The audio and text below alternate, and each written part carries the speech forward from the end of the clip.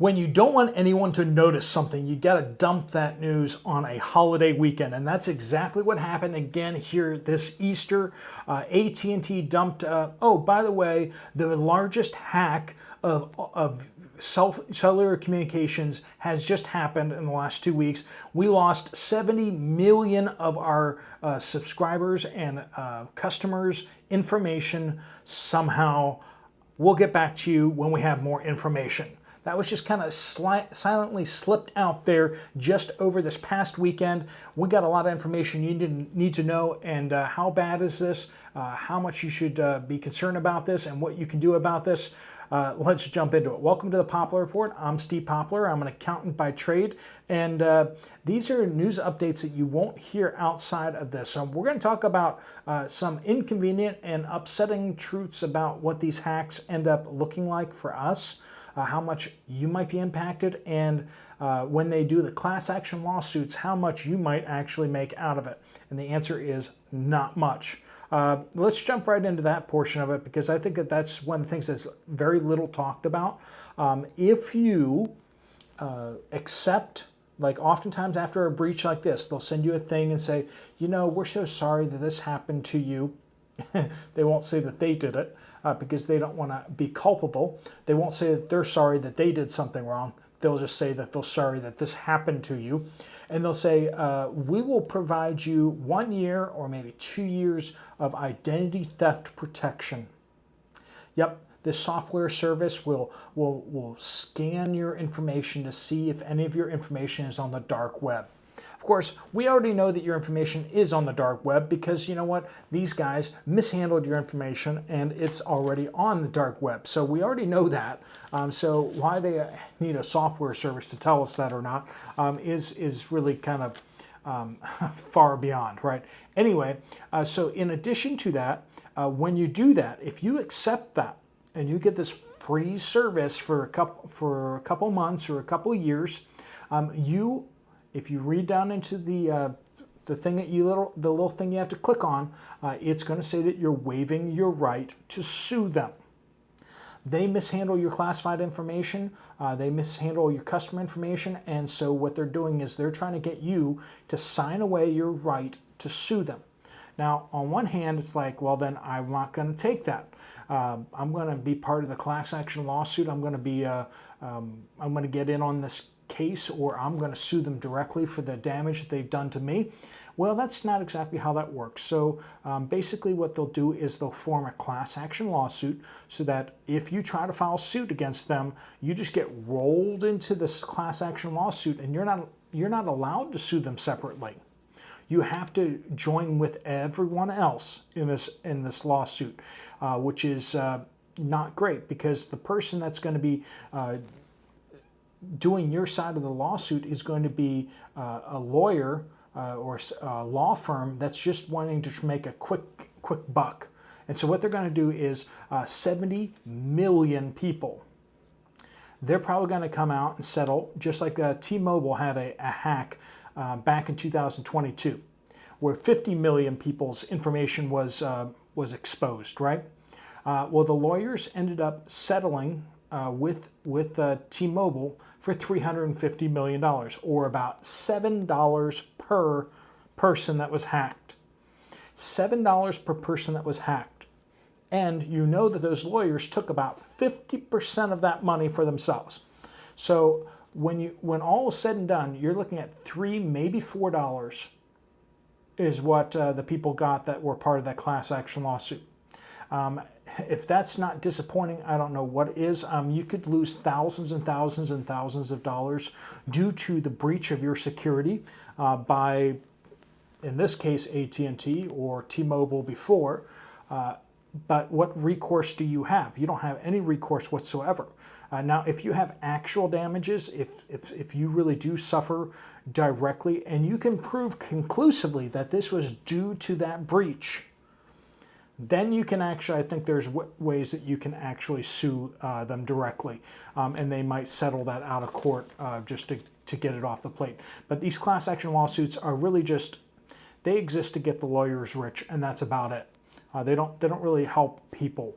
It's absolutely absurd. Anyway, So this weekend, while nobody was paying attention, everyone was focusing in on Easter or Easter egg hunts or sleeping in or whatever you were doing. Or if you're one of the people out there celebrating transgender, what was it, Visibility Day or something like that, as the President of the United States has wanted to make sure that everyone was aware of. But for most of us, it was not a transgender holiday. It was Easter. It was the celebration of the resurrection of Jesus. And for those of you who are like, I'm a Christian, or I call myself a Christian, but I don't celebrate Easter, and I want to spend all of Easter telling you why I don't celebrate Easter. Okay, thanks. I can't tell you. Every time I say Good Friday or Easter, I get handfuls of emails telling me about how awful of a person I am and how I'm a pagan Roman Catholic. I'm not Roman Catholic, and I don't agree with the Pope on many things. But chill out, right? Just chill out. Anyway, so for most of us, it was Easter, right? And we have the White House coming out with the LGBTQ day, holiday of the day, right? Now, let me just point out how absurd this has gotten. We now have 153 LGBTQ holidays each year now. 153. That's one for every 2 days of the year you have a LGBTQ holiday. And that's not even counting the month-long holiday of whatever this and whatever that. If you count the months, you'd probably be well over the 150. You'd probably be getting close to the 360. So we have this just necessity to shove this down our throats at every single turn. And I say to them as well, dudes and dudettes and whatevers, chill out.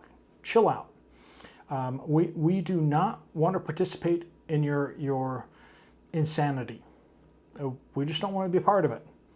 And I know that sounds like hate speech, but we just don't want to play weirdness with you. How about you just keep that over there? Just keep that.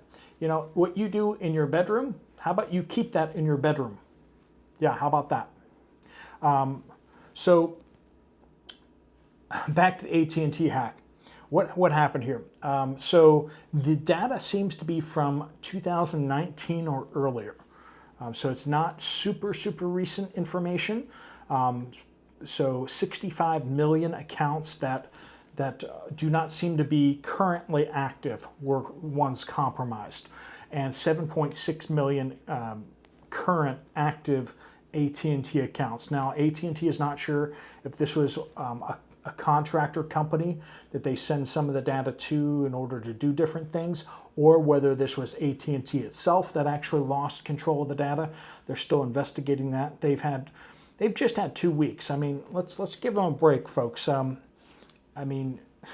Most of us who have critical life situations after 2 weeks, we still don't know anything, Even if we have millions of employees, why would we be able to figure out within 2 weeks basic stuff, like actually looking at the data and figuring out where and when it's from and how it got there. So let's all cut AT&T some slack. If they just had another 4 or 5 million employees, they would be able to figure this out. But with the current level of employees, they can't figure it out. So we're going to wait and see what happens and see how many people get hacked before the class action lawsuit gets started. AT&T just announced this weekend that happened, and in probably another month or so, they'll come out with their little token offer to everybody. And like I said, if you participate in a class action lawsuit, you may get like $3 or $4. Whereas if you take the identity theft protection, is that worth more than $3 or $4 to you? Maybe. So maybe you should just take it. I don't know. Or if you want to leave yourself open in case you do get hacked, and you can directly link that to, and that's going to be the little beast of it, is not only are you hacked, but you need to link that they got that information from this breach, not from some other breach. And the onus is on you. You have to prove that this is directly related to that breach, or else you can't sue them. So those of you who are lawyers and everything like that, I'm not a lawyer. I'm an accountant by trade. So that's my understanding of the legalities of that. If you're a lawyer, or if you have good insider information on that, go ahead and pop that down in the comments down below. Let us know. I put that with a caveat. I'm giving you my best understanding of these things.